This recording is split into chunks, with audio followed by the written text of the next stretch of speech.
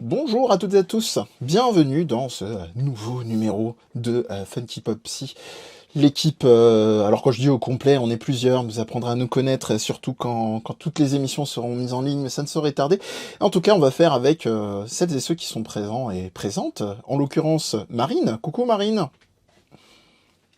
Midi. Donc voilà, et on t'entend, on demande, alors faites tel un Genkidama, confirmez que vous entendez Marine. Ça nous permettra, un, d'éviter un souci technique, et deux, qu'elle me tue hors antenne, parce que on avait eu un Voilà. petit souci la dernière fois. Voilà. Comment allons-nous? Bien, et toi, Bon, JC? écoute, Comment va? magnifique relance. Qui Ah, nous honore de waouh! sa présence aujourd'hui, quand même. Voilà, ça Il faut le sera. souligner. Voilà, Voilà. t'es un homme très Ça occupé, va, j'ai mis mon t-shirt Batman qui n'a qui a quand absolument même rien un à voir. lien avec Berserk. Et tu nous diras ça, effectivement. Et le titre est lâché. En tout cas, je me présente quand même pour celles et ceux qui ne me connaîtraient pas. Mehdi, votre hôte avec les deux copains. Et on va parler donc aujourd'hui de Berserk, manga de feu Kentaro Miura. Ça fait toujours autant mal à la gueule de le dire. Mais bon, effectivement, pour celles et ceux qui découvriraient la série en même temps que notre émission, sachez-le, il y aura toujours des petites balises spoilers. Sachez-le aussi, on essaiera tant que faire se peut, de les garder pour l'after, hein, donc la deuxième partie de l'émission. Mais voilà, sachez que vous n'êtes pas à l'abri d'un spoiler, mais on préviendra bien en amont s'il y a besoin. Donc, qui est un manga, pour un petit peu introduire la chose, qui a été publié au début en pré-publication chez Young Animals, donc un petit peu comme chez Jump, hein, cet endroit où sont pré-publiés les mangas avant de sortir en format relié, et qui a commencé en 89 et qui nous a gratifié là jusqu'au bout. Ça nous aura amené à 40 tomes, c'est ça? On finit sur un chiffre rond, je crois. Ouais. Si je dis pas de 41, je bêtises. crois. 41? 41. D'accord. J'avais un très vague doute. Ça, c'est un petit peu pour vous donner le contexte, mais nous, on va un peu plus, comme d'habitude, rentrer dans le dur dans l'émission. On n'a même pas nommé Funky Pop Psy. Et incroyable, c'est un Y à la place du O cette fois-ci. Ma langue n'a pas fourché. Il n'y avait pas de placement de produit avec une quelconque marque de figurines pop, mais voilà, on m'a fait signe que je m'étais un peu craqué la fois précédente. C'est votre émission qui vous parle d'œuvres pop à la sauce psycho ou spicologue, hein, c'est selon, comme vous voulez. Hein, JC milite pour ce terme-là. On va donc un petit peu quand même replacer le contexte. Qu'est-ce que c'est Berserk? On me disait offline à 5 minutes d'émission que c'était dur à résumer. On peut essayer de résumer comme un univers assez sombre, assez composé beaucoup de mercenaires. Et c'est comme ça qu'on commence d'ailleurs l'aventure avec le personnage de Guts, qui va être notre protagoniste. Hein, ce sera pas le seul, mais on va dire qu'il y a une petite triplette, non pas de Belleville, mais à savoir de Guts, de Griffiths, hein, qui va aussi beaucoup nous intéresser en mode associé slash antagoniste, et de Casca, qui sera effectivement fera partie de cette même troupe, enfin ce même groupe que sont les aigles, que pour celles et ceux qui connaissent la série, donc qui est un groupe de mercenaires qui va aller voir se rassembler et agir sous une Les même faucons. bannière. Les faucons, oui, pardon, pas les aigles, autant pour moi. Merci. Les Hawks. Bonsoir, Duff Kick. Ouais. Et bonsoir à celles et ceux qui nous rejoignent. Sachez s'il y a éventuellement des départs pour des raisons de préparation de dîner ou quoi que ce soit, que nous serons en replay, mais n'hésitez pas évidemment à suivre la chaîne et l'émission, et à suivre les copains-copines. On vous donnera tous les éléments s'il y a besoin dans le chat. Donc effectivement, ce groupe de mercenaires va se rassembler, et on va voir naître déjà une certaine forme, enfin même complètement, de triangle amoureux un peu particulier dont on va beaucoup reparler, je pense, en particulier avec l'intervention de Marine, à qui je pense que ce sera une bonne transition pour un petit peu commencer. Et puis on s'intéressera aussi sur la dimension donc de la liberté au sens psychique, et du déterminisme, voire, ça déplaira à certains, mais la question de la pulsion de mort dans la série. Et puis moi, je vous parlerai aussi de l'optique de bouc émissaire, qui rejoindra un petit peu la question du personnage de Griffiths.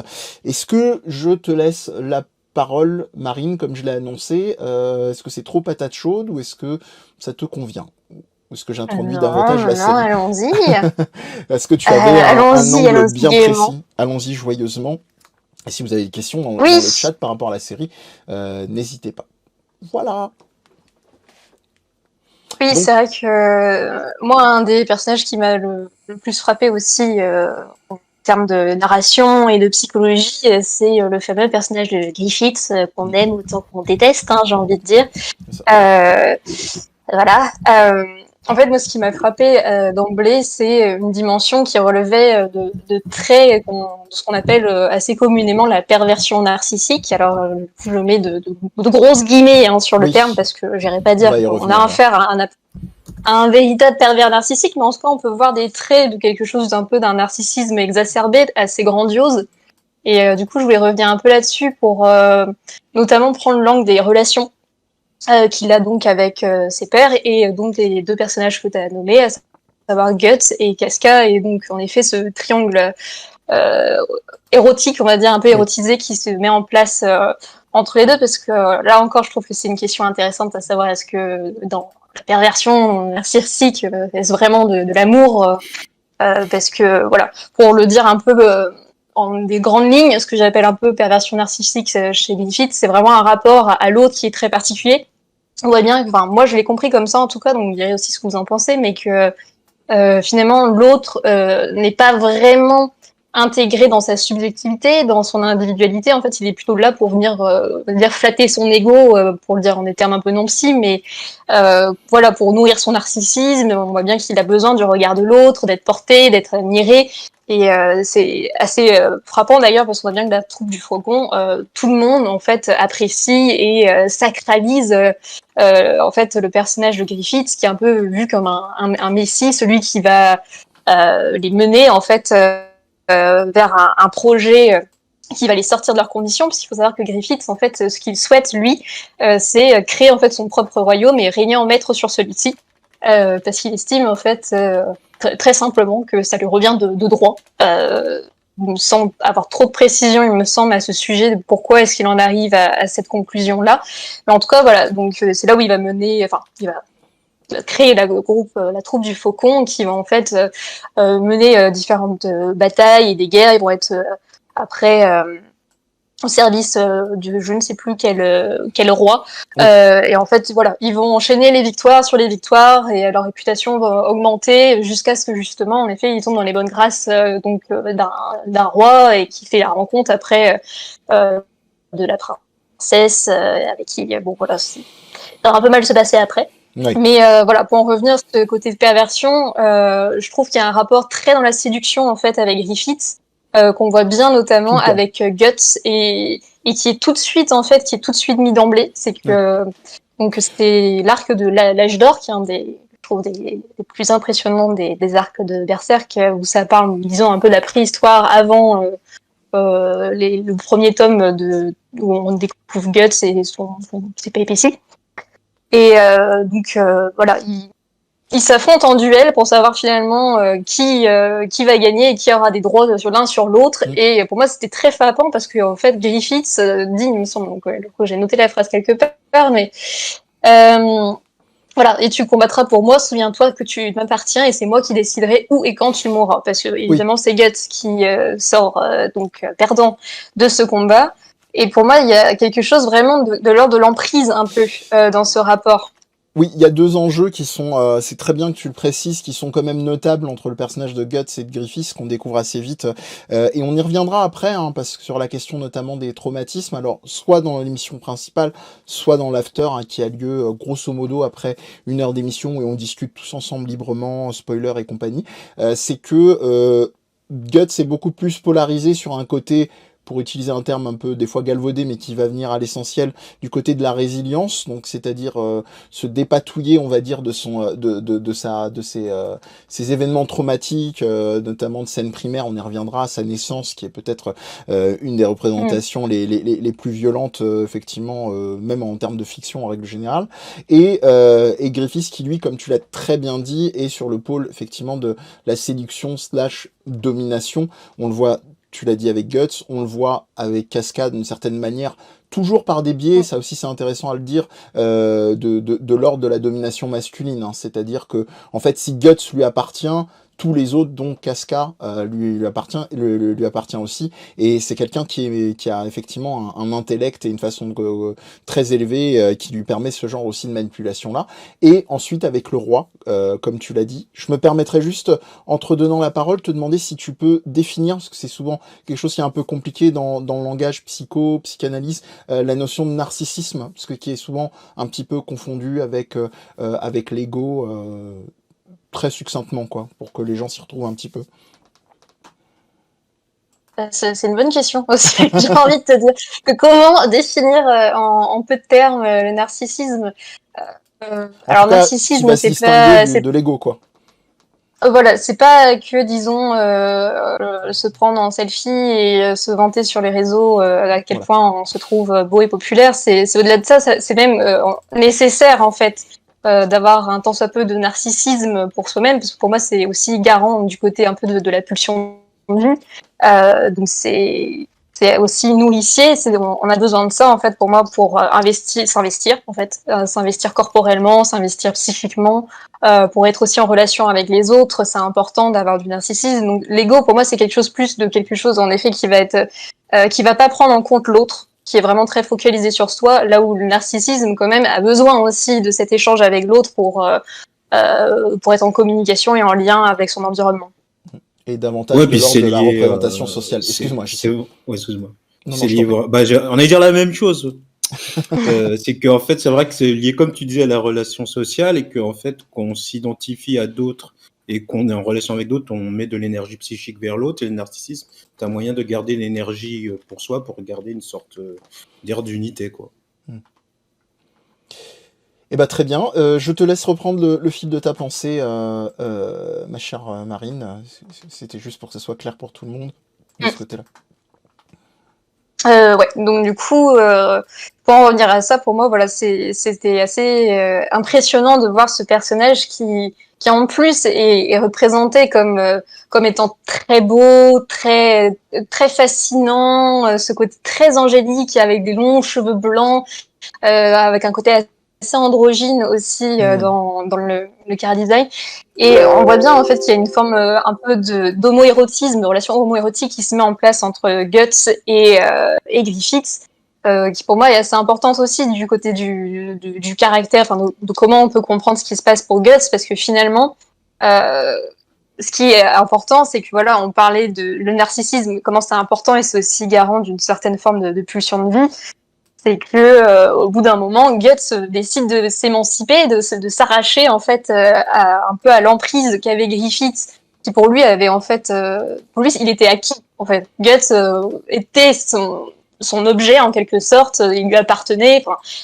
Comme je l'avais dit auparavant, il avait droit de vie et de mort sur lui. Donc quand Guts décide finalement de s'individualiser, en fait, de s'arracher un peu, disons, de ce rapport assez symbiotique, assez indifférencié, parce que il y a aussi un peu ce côté-là, je trouve, dans le narcissisme grandiose qui vient un peu vampiriser l'autre, en fait. Ouais. C'est ce côté, finalement, toi, en tant que personne propre, tu n'existes pas vraiment, tu existes pour me tenir, moi, narcissiquement, j'ai besoin de toi, tu es investi, mais en même temps, justement, l'autre peut être aussi trop menaçant. Donc c'est là où on peut sentir que l'autre doit rester à une certaine place, justement, parce que sinon ça devient compliqué. Et en fait, c'est en réalisant ça que Guts va finir par quitter Griffith, parce que lui pensait qu'ils étaient dans un rapport d'amitié, un rapport d'égal à égal, et finalement, ce qui n'était pas le cas pour Griffith. Et pour moi, c'est un des moments les plus frappants aussi du début du manga, où on voit en fait la chute narcissique de Griffith quand Guts s'en va. Là, ce personnage qui nous est montré comme tout puissant, en fait, qui gagne toutes les batailles, qui remporte tout ce qu'il veut, tout ce qu'il désire, en fait, il l'obtient d'une certaine façon. Il suffit que Guts, cet objet investi narcissiquement, décide de partir pour que ce soit un total effondrement et que après s'ensuit catastrophe sur catastrophe. Oui, Et surtout, c'est très représentatif, et c'est là où l'œuvre est incroyable.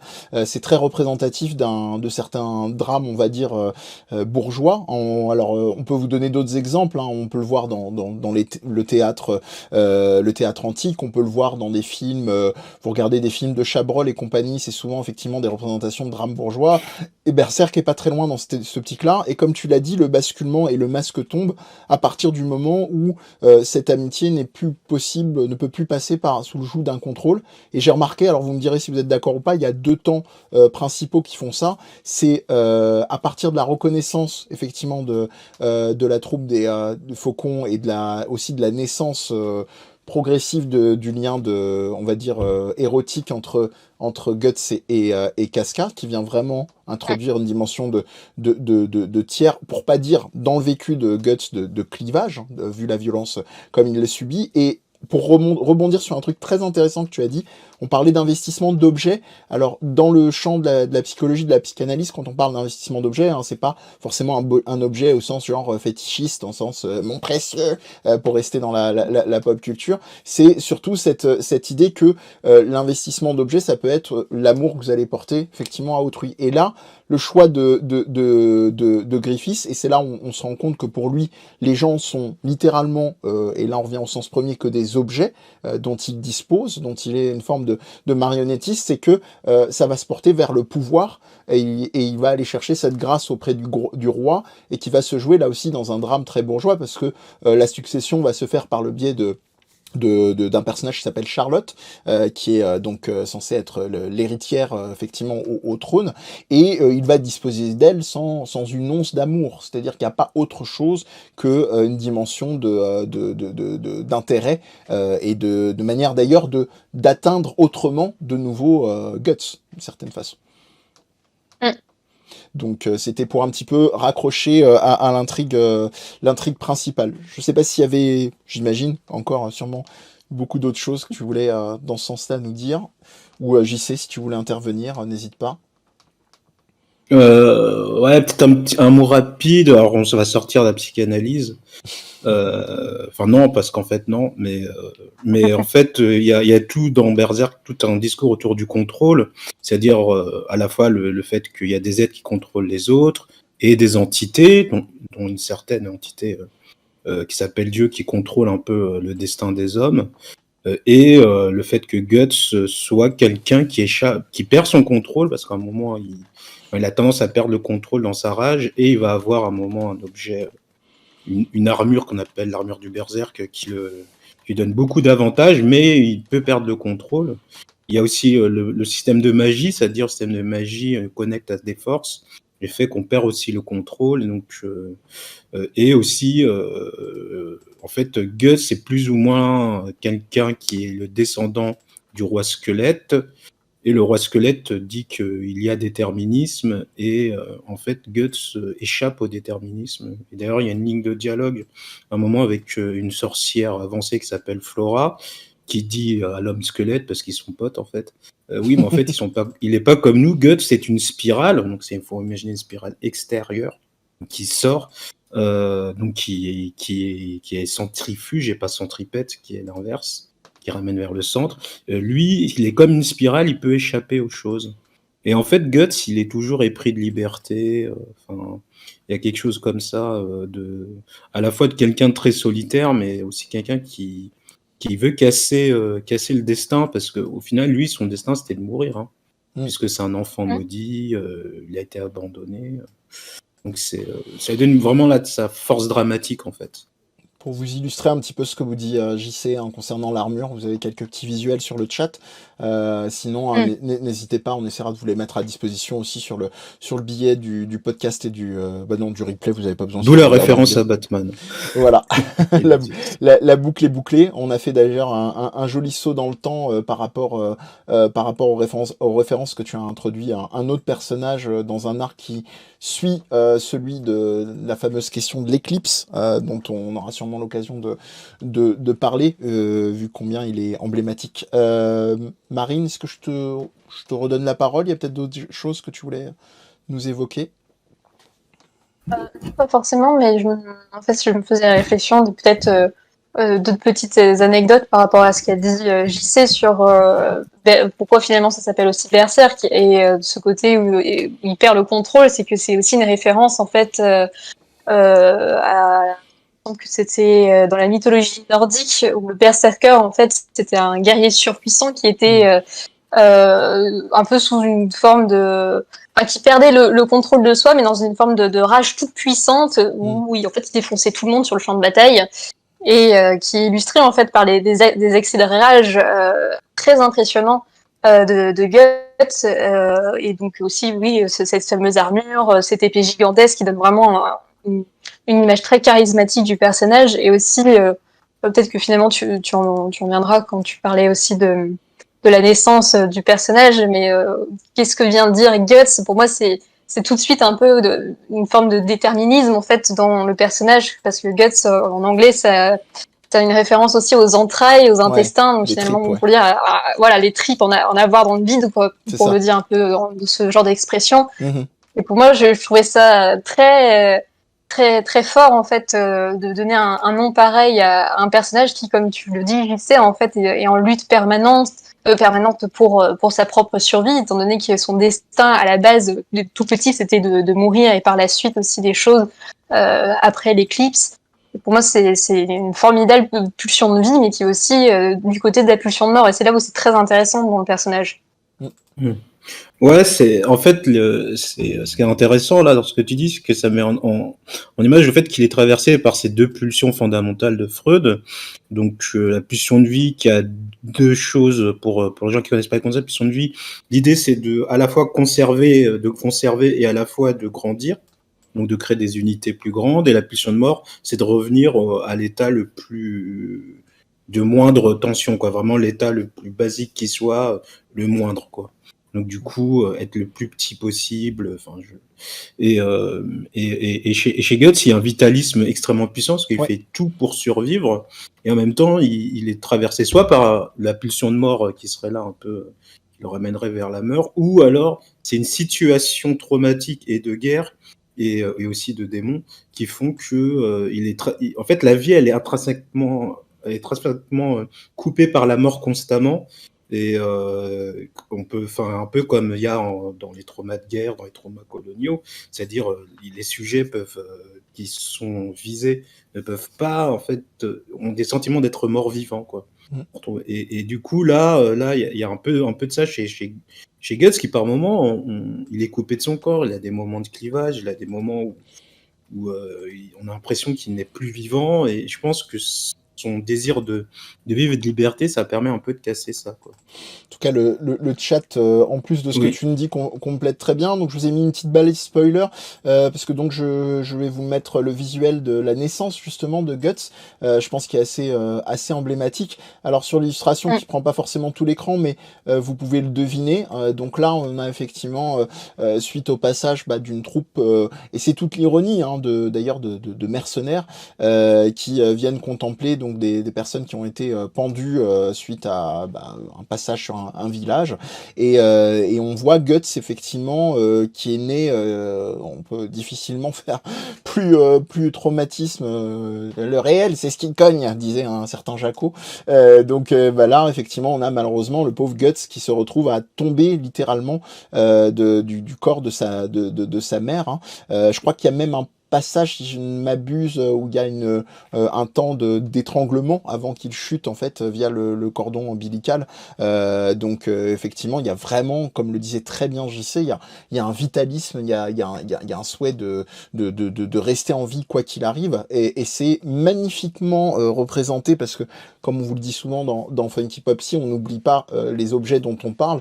Dans le manga, on a très souvent, vous savez, cette utilisation d'alternance, je dirais, chromatique, si on considère que le blanc et le noir peuvent être considérés comme des couleurs. En nuance voilà, en nuance de gris, si tu veux. Voilà, ou en nuance de gris, même si ça peut faire peur des fois. Ouais, c'est vrai. Donc, il n'y en a pas 50. Ça. Non, il n'y en a pas 50. Donc voilà, en tout cas, ça illustre très bien cette double pulsion dont vous parlez, JC et Marine, donc de pulsion de vie et pulsion de mort, qui cohabitent, mais là dans des conditions extrêmes pour le personnage de Guts. Voilou, je vous laisse reprendre la parole au besoin, si vous voulez continuer. Chers amis. Hop. Bah, ouais.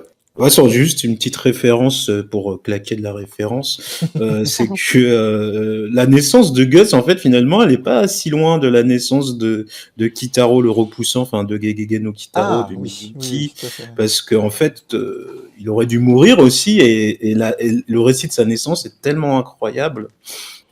Sauf Comme que la lui, musique. il a l'avantage d'avoir son père avec lui sous forme d'un œil, mais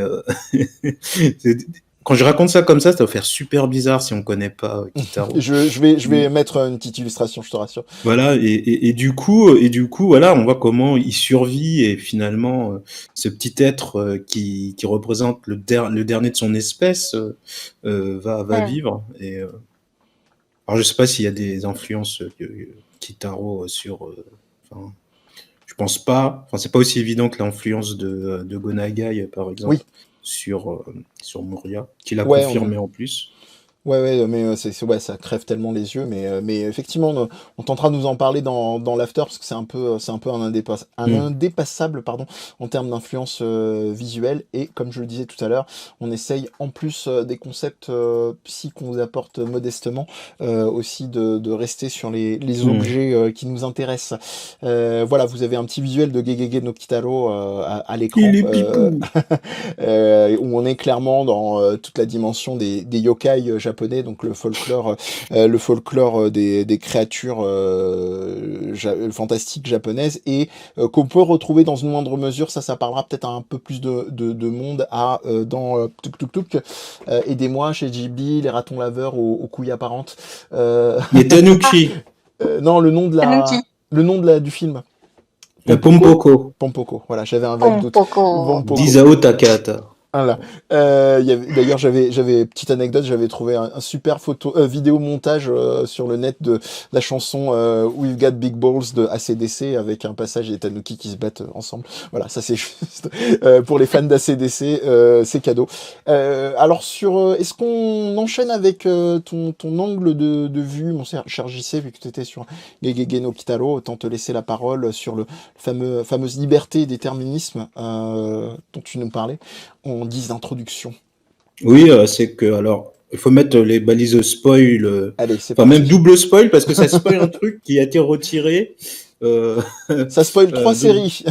Non, Dove Mankick, là, on a parlé dans le chat, donc voilà, je vais me référer à un fameux chapitre 83 qui a été retiré des volumes reliés, et du coup qu'on n'a pas eu, nous, en France, si ce n'est que par des billets quelque peu détournés. Ouais, mais ça commence par voilà. I et ça finit par le pluriel des Lego. Donc du coup, ouais, parce qu'en fait, j'en ai déjà un peu parlé, parce il y a ce truc entre parce que alors là, je vais reciter mes amis du collectif Oblique, et notamment Philippe My City. Ils avaient fait le jour de la mort de Murien un live sur Berserk, et ils avaient dit qu'en fait la narration, donc on parle là de la narration, mais c'est aussi les images, etc., était montée en spirale, et c'est vrai que c'est une spirale infernale qui va de pire en pire, donc qui ramène vers une sorte de centre. Et en fait, ça, c'est une sorte de déterminisme, parce qu'en fait, Dieu, donc, qui est une créature. Alors, Dieu, dans Berserk, il est le fruit de toutes les mauvaises pensées négatives des humains. En fait, c'est un agrégat collectif. Et en fait, c'est c'est Twitter, chair. Dieu. Voilà, mais sous forme de chair. Et notamment quand Griffiths dit Dieu, c'est ça, cet amas de chair. Donc c'est une espèce, c'est presque Cronenbergien, un peu cette espèce d'amas de chair assez horrible. Et du coup, Dieu va expliquer qu'il a tout déterminé à l'avance, et que tout a été fait pour qu'il devienne l'élu, et que les guerres, etc., n'avaient de justification que pour le mettre à cette place-là. Et du coup, il y a aussi une autre forme de déterminisme, c'est le fait que Guts représente plus ou moins une autre force via le roi squelette, et qui en fait un peu en fait, il est un peu son héritier, et l'armure de Berserk appartenait au roi squelette à la base. Lui dit qu'il représente le déterminisme. Donc du coup, il y a toujours ce côté chez Guts d'échapper à ça. Alors comment il y échappe, c'est peut-être ça le plus important et que j'ai pas encore dit. Alors ça c'est c'est une hypothèse, hein, c'est que Guts, en plus de son vitalisme, il se lie aux autres en fait. Il a beau être un peu brut et un peu à chercher à être tout seul, en même temps il se laisse quand même toucher par les autres, notamment par Shirke, la sorcière, où il accepte en fait son aide. Enfin, c'est quand même quelqu'un de très orgueilleux, qui a toujours été seul, qui a toujours été trahi. Et il accepte qu'une petite fille, bon, certes, mais une sorcière, donc c'est pas une petite fille ordinaire, l'aide à reprendre le contrôle. Et l'image que tu avais montrée, où elle lui ouvre les yeux, c'est sa propre acceptation de l'autre. Et notamment dans son premier groupe, il a été très attaché aux aigles, aux faucons blancs. Et après, il va se retrouver d'autres compagnons qui sont super intéressants. Enfin, moi, je suis très très fan de la deuxième partie de Berserk, et notamment les personnages, comment il va se lier aux autres, et même comment il s'ouvre à Casca, parce qu'en fait, il s'y prend très mal avec elle. Enfin, c'est vraiment, quand quelqu'un est traumatisé, ne faites surtout pas. En fait, Guts, c'est un manuel de ce qu'il faut pas faire avec quelqu'un qui a subi un trauma. Mais il commence à entendre ça. Enfin, il commence un peu à bouger là-dessus vers la fin. Jusque voilà, enfin, je vois ça peut-être ce qui échappe, la liberté chez lui au début, elle est liée en fait d'être seul, et à la fin, ce qui fait que les choses se cassent et que les déterminismes se cassent, c'est le fait qu'il se lie à quelques personnes. Ouais, on a une petite illustration de Guts dans un moment de faiblesse avec Puck que j'ai mis, hein, c'est pas la seule, Ah pour aussi illustrer ton propos, et je laisse aussi oui. le temps à Marine si elle veut compléter sur ce qui a été dit. Je vais aller chercher, enfin je vais vous mettre aussi quelques visuels de ce que décrivait JC il y a quelques instants sur la représentation Dieu et les spirales. Ça sera un petit peu moins abstrait pour vous, évidemment. Hop, donc ça c'est effectivement la représentation de Dieu dans la série Berserk, comme vous pouvez le voir, hein. Et on a aussi, toujours concernant ce que nous a dit JC, toutes les représentations, ça le fait marrer, j'aime beaucoup, toutes les représentations effectivement en spirale qu'on a évoquées il y a quelques instants. Voilà, vous en avez effectivement une ici, et une dernière pour la route, tant qu'à faire. Et concernant du coup pour revenir à cette idée de liberté, de déterminisme, comme tu nous teasais il y a quelques instants, qu'est-ce à dire que ceci, comme dirait Warburgonde, mon cher JC. Non, faut pas me lancer sur lui, pitié. Tant que tu changes pas d'assiette pour fromage, hein, c'est bon. Voilà, on a notre quota Burgonde. Alors, liberté et déterminisme, au-delà de la fragilité de Guts, qui saute pas toujours aux yeux, et de sa maladresse, comme tu nous disais, notamment avec le personnage de Casca. Après, moi, je voulais aussi revenir sur le fait que on avait abordé la question du contrôle, et que Oui. c'est lié à ça. C'est très cohérent en fait, Berserk, en fait, quand on y réfléchit, qu'on regarde un peu de près, et tout est lié. Et même l'idée de pulsion, parce que de pulsion de vie, de pulsion de mort, parce que la pulsion de mort a tendance à créer des organismes très fermés, des choses très morts qui bougent pas.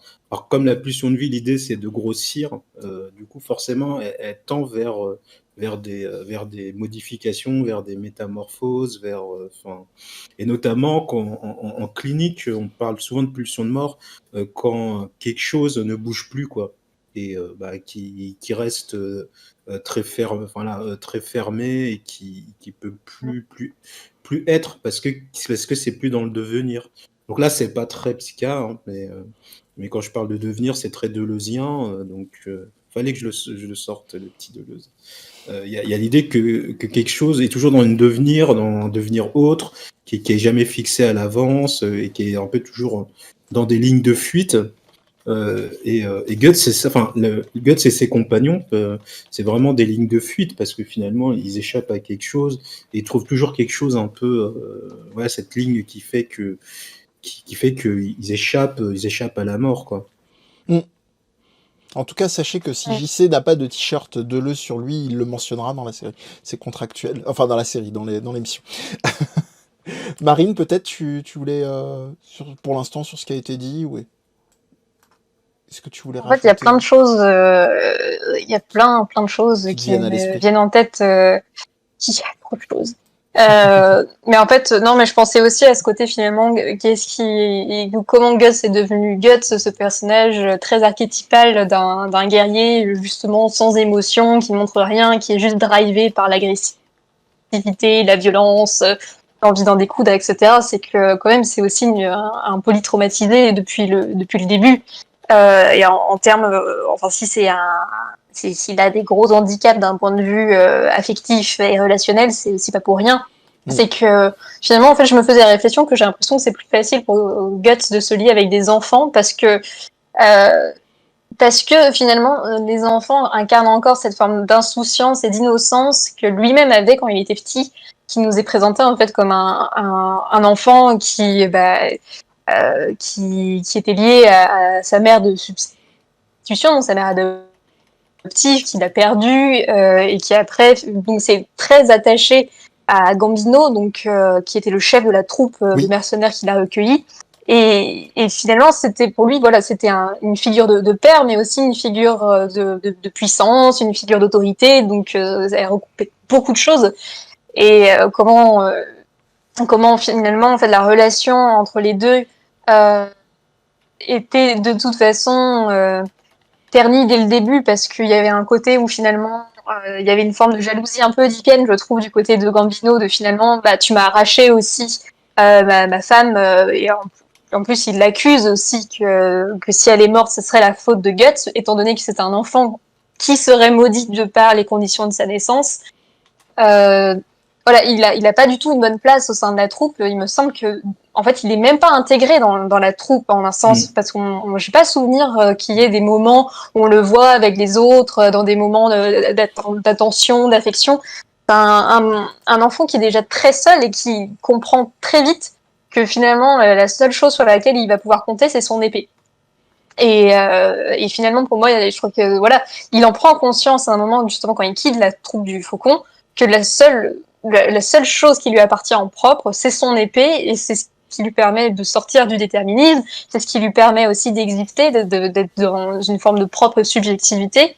Et finalement, je me disais, ça peut aussi revenir un peu sur des points cliniques de finalement comment se sentir vivant par la violence, par l'usage, le recours à l'acte, de faire appel toujours au corps pour aussi court-circuiter le champ de la pensée, les champs des idées, parce que il me semble qu'il y a quelques moments qui sont assez rares, mais quand même très importants dans le manga, où on voit par exemple les rêves de Guts et de voir comment c'est un imaginaire qui est parasité par ses traumas, étant donné que au cours d'une nuit, c'est lui qui a tué accidentellement donc Gambino, son père, et qu'il est en fait poursuivi par la culpabilité et que lui-même de son propre aveu le dit au cours d'une phrase. Alors je crois que je l'ai mis quelque part au sujet de la culpabilité. Voilà, que quand je m'entraîne, je ne pense plus à rien. Peut-être que ce n'est qu'un moyen mm, d'oublier le sentiment de culpabilité qui me tourmente et que moi je trouve extrêmement fort parce que pour moi c'est la planche où on voit Guts avoir quelques larmes. Il faut aussi la recontextualiser, qui est très important. C'est dans les tout premiers chapitres du manga. C'est quand une jeune fille, donc encore voilà, une enfant préadolescente, il me semble, euh, est très violente verbalement envers lui, alors que lui avait essayé de l'aider, mais que voilà, elle crache à la figure en combien c'est un être horrible, démoniaque, et qu'elle espère qu'il mourra dans d'atroces souffrances, et comment en fait ça le touche, ce discours, alors qu'on a tendance à nous le montrer comme vraiment un homme de pierre à qui rien ne l'atteint, alors qu'en fait c'est aussi un homme avec énormément de sensibilité, peut-être même trop de sensibilité, et qui vient donner cette grosse carapace au personnage pour en fait se protéger de la relation à l'autre qui pour lui est menaçante de par les premiers liens qu'il a eu avec la troupe. Gambino. Ouais, la troupe, ouais. Oui, oui, effectivement, vous avez une petite illustration de Gambino, justement sacrément amoché parce que il perd un moment l'usage d'une jambe et ça va être un peu encore une fois la glissade et le toboggan de la poisse pour Guts parce qu'il va vraiment transférer toute sa haine finalement sur le personnage de Guts sous couvert, comme le disait très bien Marine, de superstition liée à sa naissance et de porte poisse effectivement de Guts. Et mais c'est aussi, alors il y a beaucoup de symbolique sans aller sur du trop de capillotracté. Sinon de toute façon j'ai les deux collègues qui sont là pour m'arrêter. Mais on a beaucoup de jeux aussi sur la dimension de perte et d'abus, je trouve, dans l'œuvre. Dès qu'il y a quelque chose effectivement qui est perdu, ça va passer, malheureusement en plus avec perte et fracas et souvent violence, pour ne pas dire viol, hein, qui est un des thèmes assez fortement représentés. Hein, alors là, D'ailleurs, il en est victime, Guts. justement, c'est parfait, t'anticipes. Peut-être que tu veux continuer, je te laisse fixer Non, l'idée. je te laisse, je ferai direct ton... Ouais. Non, t'inquiète pas. Vas-y, Mehdi, vas-y. Non, j'allais dire, hein, sans faire effectivement de la symbolique de Gondor, De Gondor. Ouais, je suis déjà bien, bien rincé, tu vois, de Gondor. Donc, on a effectivement Gambino qui, à la perte effectivement de sa jambe, va faire usage finalement de ce qui lui permet de dominer, en profitant aussi, hein, parce qu'on sait très bien à ce moment-là du manga, j'en profite pour remettre notre balise de spoiler, que Guts ne va pas opposer beaucoup de je dirais de résistance, parce qu'il sait qu'il a une forme d'ascendance, de figure paternelle, de figure simplement qu'il a de sauveur, quoi. Et en gros profite de ce moment-là pour garder cet ascendant jusqu'à ce qu'il le tue en légitime défense, quoi, à un moment donné, lorsque effectivement l'abus n'est plus tenable, n'est plus soutenable, et que ça reste sa seule issue. Donc on a vraiment une succession. Alors encore une fois, on enchaîne sur le spoiler, sur ce motif-là. On fait un petit disclaimer quand même si j'ai pas eu le temps de suffisamment baliser sur la thématique, parce que c'est quand même, elle est assez présente, donc sachez-le, on va un peu en parler. Il y a la question effectivement aussi du viol comme dimension d'enjeu de pouvoir. Rien de neuf sous le soleil, malheureusement, qu'on retrouve effectivement ce même motif-là dans peut-être le climax de parangon de ça, qui est effectivement Griffiths, qui, pour venir définitivement marquer, défaut de le faire physiquement, avec ce fameux moment de l'éclipse dont on vous reparlera juste après, va venir effectivement violer purement et simplement Casca sous les yeux de Guts, qui est d'ailleurs une des conclusions dont je crois tout animé et tout manga confondu, j'ai eu le plus de mal à me remettre. Il faut savoir, hein, donc comme la plupart de la team, que j'ai effectivement lu le manga, mais initialement j'avais commencé en parallèle l'animé, qui allait plus vite et plus loin que ce qu'on avait au début de publication au manga chez Glénat, qui était sorti dans les années 90. Et la représentation de la scène et la mise en scène est incroyablement, enfin c'est violente, ce qu'on a en fait sur les dernières, je dirais, je crois 2-3 minutes, ça se trouve c'est beaucoup plus court, mais pour moi c'était tellement insoutenable.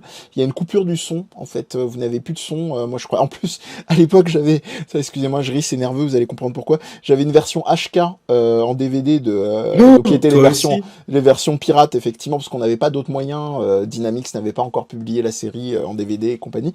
Aujourd'hui d'Ibex, je me demandais si c'était pas une erreur de pressage du DVD, au point où, mais c'était en termes de mise en scène, ça marche incroyablement bien, malheureusement, vu la séquence qu'il y a à l'écran.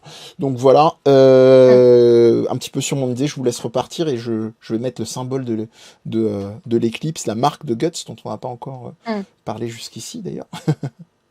La marde. C'est vrai quand même qu'on ne peut pas aussi faire l'impasse sur la dimension du viol qui est omniprésente dans l'œuvre. Je ne crois pas qu'il y ait un tome sans qu'il y ait une représentation de viol. Hein, et c'est très, très, très cru et très, très dur quand même, mine de rien. C'est qu'on ne l'a pas dit, mais c'est quand même important aussi que si certaines personnes ne l'ont pas lu ou vu, qu'il faut quand même s'accrocher, mine de rien, parce que c'est grandiose, hein, visuellement.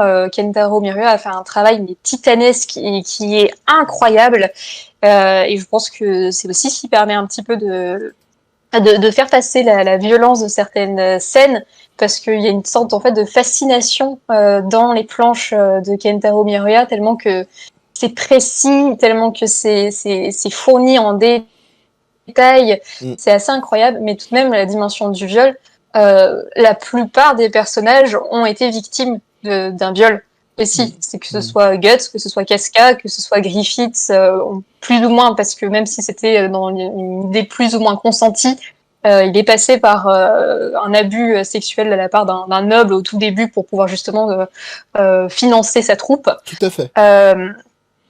Et après, c'est tout un tas d'autres personnages.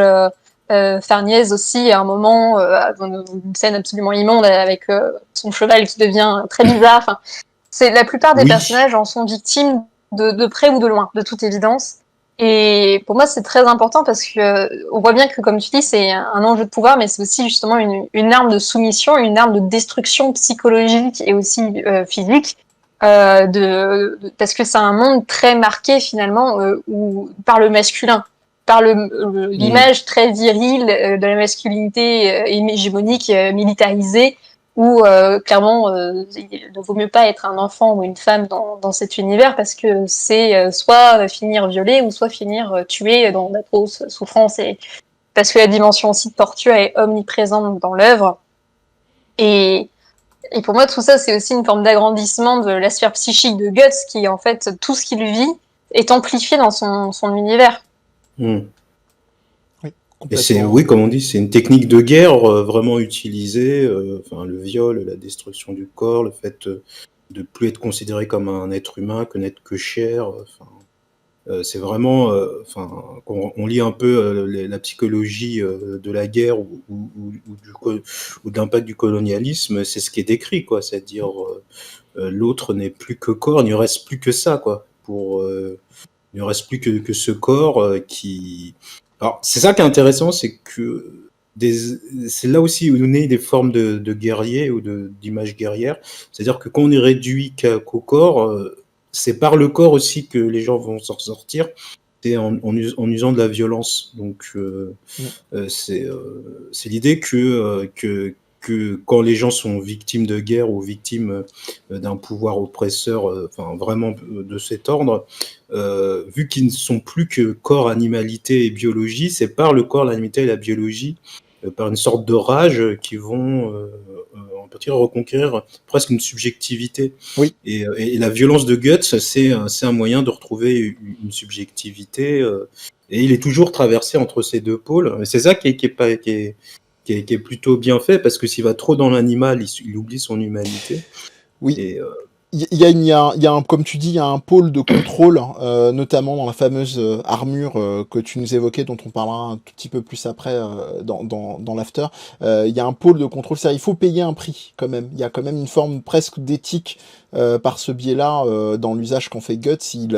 Il en souffre, il en paye vraiment le prix concrètement. C'est pas un truc qui déclenche comme on peut avoir dans beaucoup de shonen ou même de seinen. Je déclenche mon pouvoir turbo spécial et tout le monde est balayé et on n'en parle plus. Donc là, il y a vraiment cet enjeu-là.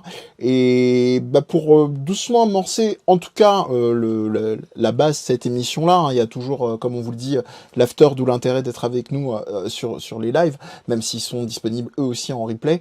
Moi, je voulais vous parler un petit peu de la dimension du bouc émissaire, parce que j'ai quand même l'impression que à la lumière en plus de ce que vient de dire JC, qu'il y a une dimension cyclique dans cette figure du bouc émissaire, mais ça permettra aussi de boucler avec ce que nous a dit Marine au tout début de l'émission autour du personnage de Griffiths. Le personnage de Griffiths, donc il y a vraiment, elle nous a très bien défini la question de la perversion, etc. Marine un petit peu plus tôt, mais il y a une autre définition en fait du propre du pervers, et on précise bien du pervers, hein, et non pas, on va pas rentrer dans les considérations de l'acceptation du terme de pervers narcissique, qui pour l'équipe fait, on va dire, fait sens de manière un petit peu assez nuancée, qui est plus un terme utilisé parfois à tout va. Voilà, donc partons sur la dimension de perversion déjà, c'est déjà pas mal. Et en gros, donc ce qui va caractériser effectivement cette dimension-là, c'est ce discours du je sais bien, mais quand même. Pour moi, c'est effectivement, vous regardez la plupart des dimensions de perversion, c'est ça. Il y a quelque chose qui essaye d'effracter à la personne, mais son accusé de non-recevoir, ça va être ok, très bien, mais en fait, je m'en fous, puisque mon psychisme ne va pas processer ça. Et on le voit par toutes les manières, effectivement, infiniment perverses, tous les plans, on va dire, machiavéliques. Hein, Olivier n'est pas là, donc je le rappelle pour lui, hein, vraiment au sens de Machiavel, hein, de tous les moyens sont bons pour arriver à ses fins. C'est pas Olivier qui est machiavélique, j'ai eu peur. Non, merci, ouais, tu fais bien de préciser qu'il se fasse pas tailler un costard malgré lui. Non, vraiment en référence au prince, à l'ouvrage Le Prince de Machiavel. C'est qu'en gros, on a un croisement, en fait, de bouc émissaire. À chaque fois, tel X personnage est le bouc émissaire de l'autre. On a effectivement Guts qui devient le bouc émissaire ultime de Gambino pour justifier sa bestialité, comme nous disait JC, de par, là, c'est comme Marine nous le rappelait, cette soi-disant excuse de croyances infondées qu'il serait né d'une certaine manière, donc forcément il porterait la poisse. On a ensuite Griffiths qui va se servir donc de Guts comme un bouc émissaire et comme une manière de poser effectivement sa domination, qui sera renversée parce que petit à petit les victoires vont venir par le biais et principalement par la façon aussi de Guts, malgré son côté jusque-là un peu pestiféré, de rayonner sur l'équipe, qui va de plus en plus l'accepter, l'intégrer effectivement dans cette dynamique qui va plus être un groupe mais une famille d'une certaine façon, et voilà, donc on a vraiment, c'est ça qui est intéressant, donc ce concept de bouc émissaire, pour celles et ceux que ça intéresse, il a été beaucoup théorisé, alors initialement ça vient effectivement des écrits et des croyances juives, donc de la figure du bouc auquel on prête effectivement toutes les mauvaises choses et qu'on exile, et pour les fans aussi de dimension mythologique du personnage de Azazel, et c'est pour ça qu'on le retrouve beaucoup popé d'ailleurs dans pas mal de mangas, hein, ce personnage-là. Et oui, j'ai oublié un Z, je crois. et on le retrouve dans le champ psychologique et psychanalytique chez un certain Didier Anzieux, qui en a beaucoup parlé dans ce qu'il a nommé l'illusion groupale, où il explique très longuement effectivement quels sont les bénéfices, on pourrait même dire pour aller vite les bénéfices secondaires, qui va être le recours à une figure de bouc émissaire dans un groupe. Parce que ça permet effectivement de projeter beaucoup de dimensions de mauvais objets, que ce soit fait de manière on va dire en bonne intelligence ou pas, hein. C'est-à-dire qu'il y a des mouvements où il y a des moments, il y a une personne qui a besoin, dans une dynamique de groupe, d'être repérée en tant que telle. Je pense que tu voulais... Ouais. Vas-y, je t'en prie. Le souvenir, c'est inconscient, et ça sert en fait à ce que le groupe garde l'illusion d'être un bon groupe, et toutes les tensions négatives sont mises sur un seul et unique objet, genre c'est lui, c'est elle le problème, et du coup genre nous on est génial quand même, on s'entend super bien, il n'y a pas de problème avec nous. C'est ça l'illusion groupale justement dont tu parles. Voilà. C'est exactement on ça. a un bon chef ou une bonne chef. Voilà. Coucou les institutions qui marchent pas bien.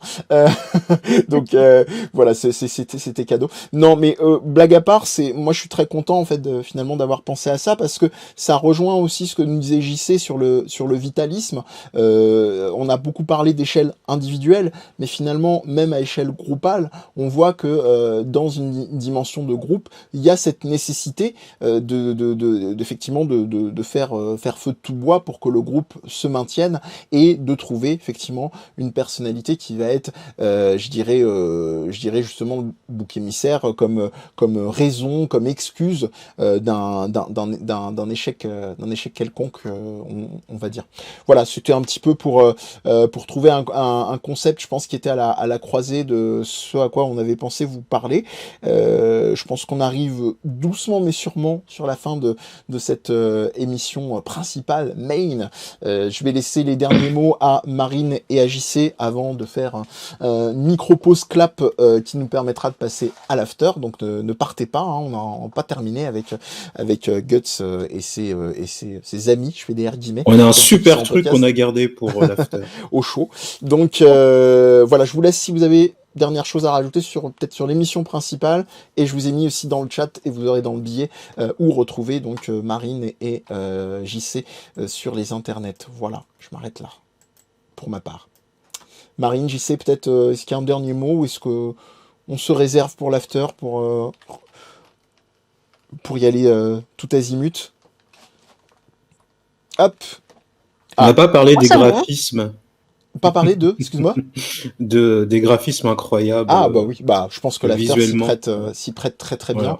Bon, Bah c'est parfait. On se marque ce petit break. On vous rappelle que vous retrouvez Funky Pop Psy en général sur une base mensuelle. On essaye de s'y tenir, hein, même si c'est pas toujours évident au niveau logistique. Et que vous ne soyez pas surpris, si on décale une émission, c'est toujours dans la volonté de pas vous faire une émission YOLO. Et même dans certains cas, pour être transparent avec vous, de prendre le temps de voir les œuvres concernées, histoire de pas faire le classique je connais pas mais j'en parle quand même. Donc ça d'une part. J'ai vu la fiche Wikipédia. Voilà, donc je suis compétent. Vous nous retrouvez donc sur toutes les infos donc sur M le Mehdi. Je vous ai mis donc les Twitter de Jean-Christophe JC Dardar et Marine Rin _ RNN. Vous retrouvez Jean-Christophe également dans le podcast La saveur de la finitude auprès de son crew. C'est pas lui qui le dirige, mais en tout cas de ses collègues à lui aussi de ce côté-là. Donc qu'on vous recommande chaudement, et vous retrouvez aussi Qui parle de l'horreur prise au sérieux, même si on a fait une émission sur l'horreur et l'humour. Yes. Et vous retrouvez aussi Marine sur son site perso, donc Marine Ranou, que vous aurez dans les billets et partout ailleurs au besoin. Voilà, on s'arrête là pour l'émission main. Vous avez juste à attendre le clap et on continue pour l'after. Et pour les autres, on vous dit à bientôt. Ciao. Oh. Ciao.